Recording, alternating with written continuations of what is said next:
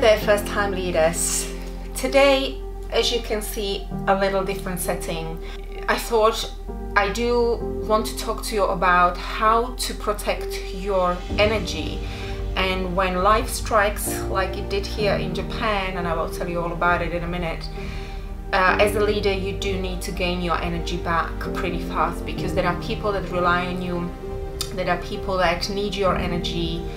And so today I'm going to first of all tell you about what happened here in Japan, and secondly, what do I do when I feel tired? How do I gain my energy back so that I can be of service and I can be useful to other people, to my team, to the clients, to people that might not be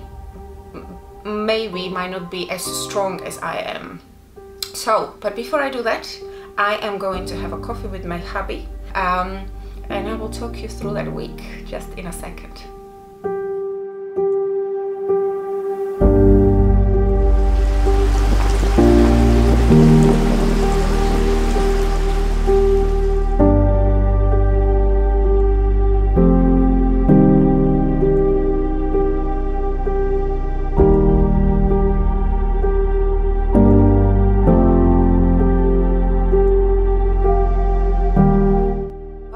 Welcome back. I feel so much better. I had a coffee, so I can tell you my story now. And you know, before I start telling you my story, I have to tell you that I had a funny feeling about this week for about 2 or 3 weeks. Isn't the intuition a funny thing? And over and over and over, it just confirms to me every time my intuition is talking to me or is trying to tell me something, it is always true. 0% discrepancy. So just a little side advice, always trust your intuition. So let me tell you, for those who don't know, I work for a large international hotel chain, and our hotel is based here in the center of Osaka. And my week was going to be intense right from the beginning, because we had a large international group arriving on Wednesday. Organizers were going to come on Tuesday, and the main group was going to come on Wednesday.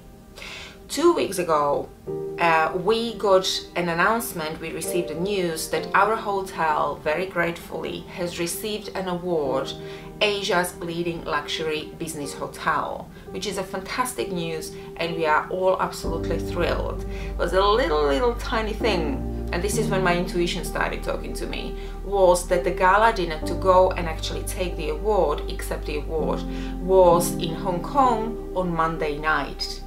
So because I was in charge of collecting that prize, I was flying to Hong Kong on Sunday, and on Monday there was a gala dinner. And so I left the gala dinner at 10 o'clock at night to go to the airport to catch the flight at 1 o'clock in the morning, so that I can be back in Osaka to meet the organizers who were arriving on Tuesday. You might have heard last week that we had typhoon and earthquake in Japan, and of course this is where it starts going a little bit not exactly according to the plan. So as I was rushing to the airport from the gala dinner, I have received a message from the airport that my flight was cancelled. I said, okay, well, better to be safe than sorry. I have extended my room, and I said, okay, I will wait till the typhoon blows away, and then I will book my other flight to fly back to Osaka, still hoping I will be able to make it to meet the organizers on the arrival. So I woke up the next morning and booked another flight, hoping I will be able to fly out of Hong Kong. As I was checking out of my room and heading towards, getting taxi going to the airport, I received another message from the airport that my flight was cancelled again. Now I was getting a little bit edgy, because I really wanted to be in here, but the news about the strength of this typhoon was getting a little bit alarming. And so I thought, if my flight is cancelled and I can't get in, this whole group, and of course everybody else, cannot get in. Probably that was my thinking. I still was not quite sure what was happening exactly at the airport and how were the flights scheduled. So I started to be a little bit because when you do have a large group of people arriving, it is really not easy to reorganize everything, rebook or change everybody's schedule, especially if it is about 100 people. So as I said, I was getting a little bit edgy, and anyway, I had no choice. I extended my room again, and I went back to my room, and the typhoon started approaching Osaka and our region in here. Now my hubby contacted me, called me on WhatsApp, and is telling me the building is shaking. Now in Osaka, our building, our hotel is probably really the safest building you can be in when something like this happens, because this is a new building. It has been built against earthquake, against typhoons. So if this building is shaking, it means that the typhoon is extremely strong. I just felt, like when you want to be somewhere and there is a lot of pressure and a lot of tension, and you are not there, so you're feeling even more tense because you can't do anything. So that's how I felt. Eventually, typhoon blown away, but what happened was that it was so strong that it shifted a big, massive, huge cargo ship or a huge ship into the bridge of the airport.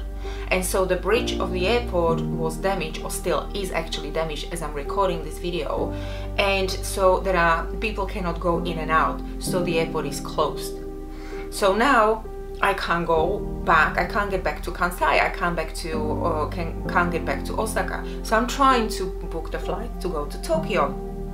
But the typhoon was moving up the north, and even though it was weakened and it was not as strong as it was in Osaka and in our region, it was still strong enough so that they cancelled some of the flights, and they have cancelled the trains, the bullet trains between Tokyo and Osaka. So I was trying to book the flight, but I couldn't get to Osaka and I couldn't get to Tokyo. Eventually I managed to book the flight to go to Tokyo and went to Tokyo. Eventually they reopened the bullet trains, Shinkansen trains, and eventually I arrived back home on Wednesday, I think about 2 o'clock in the morning, between Wednesday and Thursday.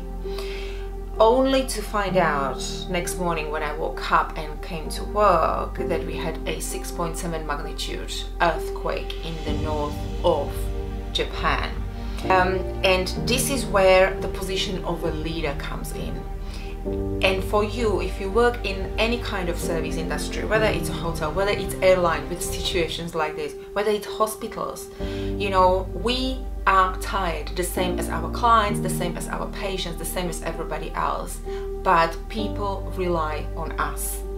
And so it is extremely important, and you don't need to go through earthquake or typhoon. It can be that any kind of situation strikes, anything happens to you, you just get overstressed, you just work too hard, too many hours without taking time off, or something happens in your family. So whatever stressful situation, as a leader, it is extremely important for you to understand that you cannot be support to other people if your energy is gone. Okay, of course we do have to push through those initial periods. So when this whole thing happened, there was no chance of taking any time off for anybody until basically more or less Friday night. Even though the situation is far from being solved, there is a lot of damage, airport is still closed. As I said, in the north of Japan, it's just really bad. So it will take a few weeks and maybe even months till we get back to normal. But still, that initial fear and chaos calm down a little bit. So it's time for you as a leader, and it was time for me. I really felt it on Friday night that I'm done. I am not going to be of a use to anybody if I do not take a little bit of time for myself. And it's up to you how you restore that energy. You might want to go to the gym, you might just want to shut the world out and just spend time with your family or with your children.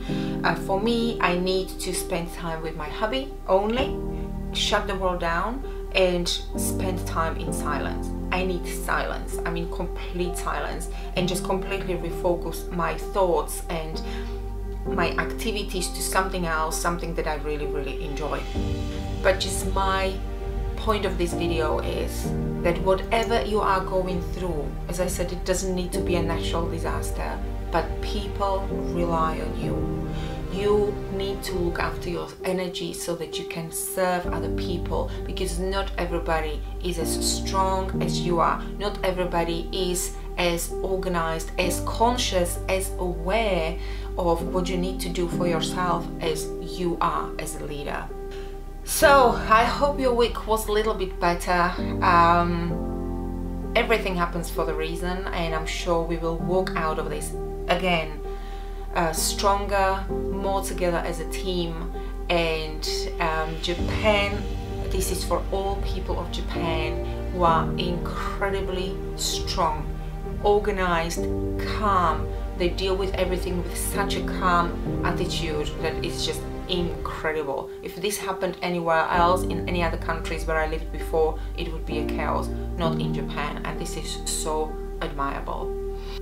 Have a great day in the office wherever you are in the world. Send me a message, let me know how you're doing. Don't forget to subscribe to my YouTube channel and to my website, and I will speak to you next week. Bye. This is where I normally go if I feel like I need a little bit of nature and I can't go too far. This is right next to the place where I work, next to our hotel, and there is a beautiful little stream in here, beautiful little pond of water, and at the moment I can't go there because of the damage that typhoon did to the trees. You see, it's all fallen down in here, and so they put these little things in here just to stop people entering, because it's probably it's dangerous and the tree might fall on you. But yeah, so this is what happened earlier this week here.